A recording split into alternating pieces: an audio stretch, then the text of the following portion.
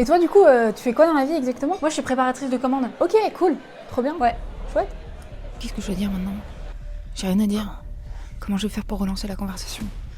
Putain, ça se trouve, je suis en train de transpirer, ça doit se voir. Oh là là, je suis en train de trembler, le gars il va me trouver trop bizarre.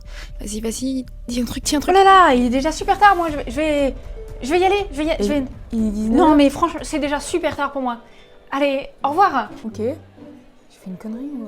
Ce que tu viens de voir, c'est l'association de plusieurs symptômes de l'anxiété sociale. L'anxiété sociale, ça touche 2 à 3% de la population en règle générale, mais chez la population qui se décrit comme timide, on monte à 12%.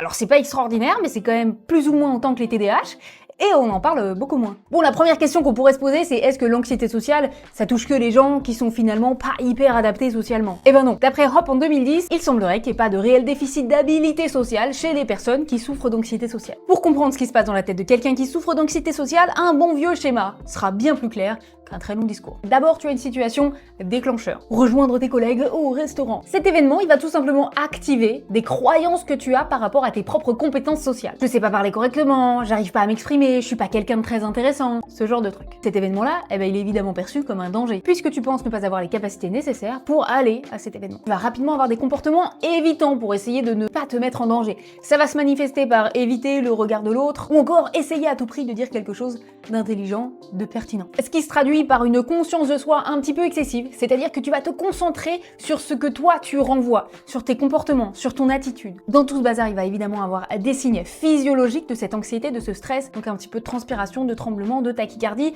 Tout ça, tu le ressens et tu as peur que les autres le voient, et donc du coup ça augmente encore ta conscience de soi. Qu'est-ce qui se passe? Tu le vois bien, toutes tes ressources cognitives et attentionnelles sont focalisées sur toi, sur ce que tu renvoies, et donc ne sont plus dans l'interaction sociale. Ce qui fait que ça va confirmer ta croyance. Et ça va donc maintenir ce cycle d'anxiété sociale. Bon, les solutions maintenant, parce qu'il y en existe. Ce trouble se soigne très bien avec la prise en charge en TCC, en thérapie cognitivo-comportementale. L'objectif va être de te confronter à la situation stressante, de développer tes compétences sociales pour te redonner confiance en toi. Et évidemment, on va sortir de cette auto-observation en continu, décentrer nos ressources cognitives et attentionnelles. À savoir que ce genre de thérapie peut parfois se faire en CHU ou en clinique spécialisée ou encore avec des psychologues qui font des ateliers en groupe. Ça fonctionne hyper bien. Maintenant, tu sais.